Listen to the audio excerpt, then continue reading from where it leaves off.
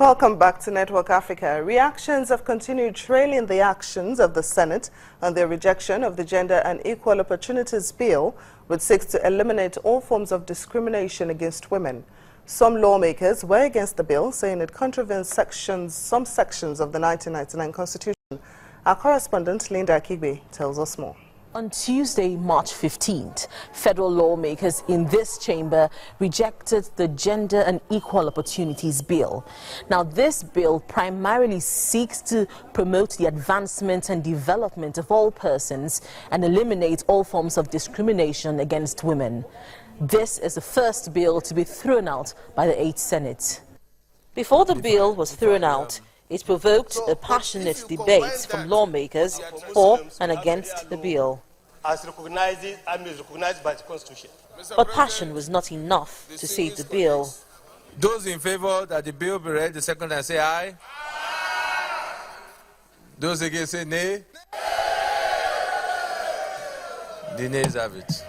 The reaction from Nigerians over the rejection of the bill was instant.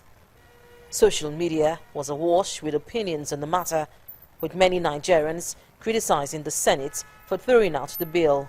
Senator Rose Oko is a federal lawmaker. She said she is surprised that the bill was thrown out. The debate started with support by quite a number of men, of our male counterparts, to the extent that I thought that the bill was going to go through.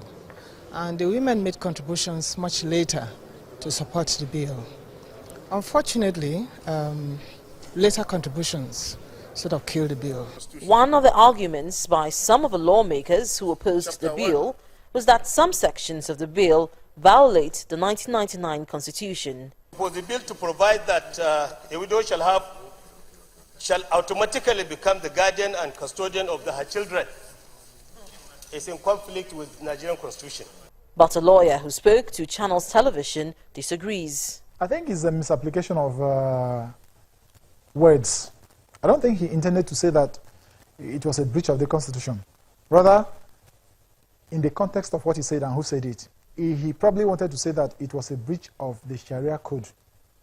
Yes, because nowhere in the Constitution is it provided. In fact, the Constitution is explicit that no person whatsoever shall be discriminated upon on the basis of his place of birth, circumstances of birth, gender.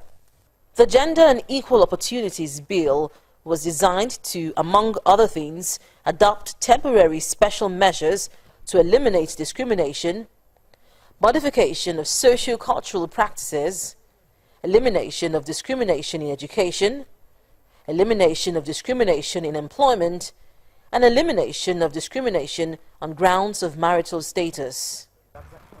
Chioma Kanu is a senior program officer of the Civil Society Legislative Advocacy Center.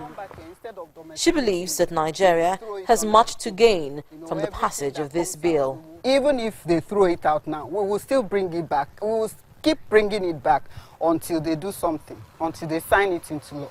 The Nigerian people deserve that bill. The office of the Senate President has assured that the bill would be reintroduced after some amendments are done to address some of the reservations of the lawmakers who are opposed to the bill. But there are concerns that the redrafting of the bill would water down the impact of the bill. Linda Akibe, Channels Television News. In the meantime, gender equality is still a major challenge in many parts of Africa, where an estimated 31 million girls of primary school age and 32 million girls of lower secondary school age were out of school in 2013. The United Nations says sub-Saharan Africa has the lowest proportion of countries with gender parity, only 2 out of 35 countries. But according to the African Development Bank, women of Africa make a sizable contribution to the continent's economy. As a result, there have been many recent advances on women's empowerment, including many changes in laws to promote equal rights for women. It says many African countries have closed the gender gap in primary education, while in 11 African countries, women hold close to 1/3 of the seats in parliament, more than in Europe. But it does point out that the African women are being held back from fulfilling their potential by many constraints, whether as leaders in public life, in the boardroom, or in growing their businesses. This in turn holds back the potential of the continent's economy. African women are said to spend way too much time at unproductive pursuits such as fetching water and wood. And while African women work 50% longer hours than men, the pay gap between men and women is still very wide. The information officer at the United Nations Information Center in Lagos, Mr. Oluseyi Soremeku, joins us now on Network Africa. You're welcome to the program, Mr. Soremeku. Thank you very much.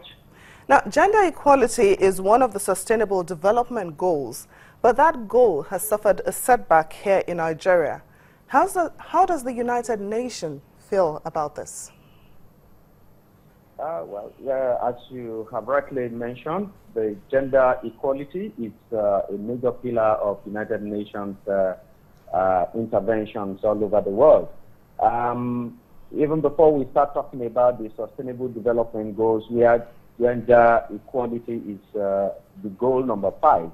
You realize that gender equality also features prominently in the Millennium Development Goal. It's goal number 3. However, it is important to note that gender equality and women empowerment is very, very critical. All United Nations agencies, programs, and funds are required to mainstream gender parity, gender equality, and equity into their programming. And this is very key to the extent that even in terms of program participation, if you take a look at a typical attendance register of the United Nations program, you find out that we usually create a column for gender. That is to show how important we take gender equality. Now, okay, Mr. Soremeku, on International Women's Day, I remember that the Secretary General, Ban Ki-moon, talked about how much the UN has done to place women in more positions of leadership in the organization. Why do you think it's difficult for some countries in Africa to do the same? Well, you know, I cannot speak for other countries in Africa. However, you know, situations in every country differ. What happens in Nigeria is different from what happens in other African countries. And of course, it is a fact that the issue of gender and women empowerment has some cultural dimensions. And the cultural dimension to gender equality, you know, differs in depth from country to country. So in some African countries, it is very, very deep, it is very, very strong. In some others, it is a bit light. But the fact remains that in the entire African continent, gender issue is very, very critical, and cultural practices that subject women that subordinate women to men is still very strong. And these are the things we are trying to address even in our interventions as United Nations. Now, you've mentioned cultural and religious dimensions as some of the issues that is affecting achieving gender equality in some countries in Africa. Now, how can women in these countries help their government to understand the importance of gender equality? Well, the United Nations will continue to partner with the member states. We continue to partner with the government and the civil society to ensure that the rights of women, which in most cases are also the human rights, are entrenched in the system, and they are always observed and they are not trampled upon.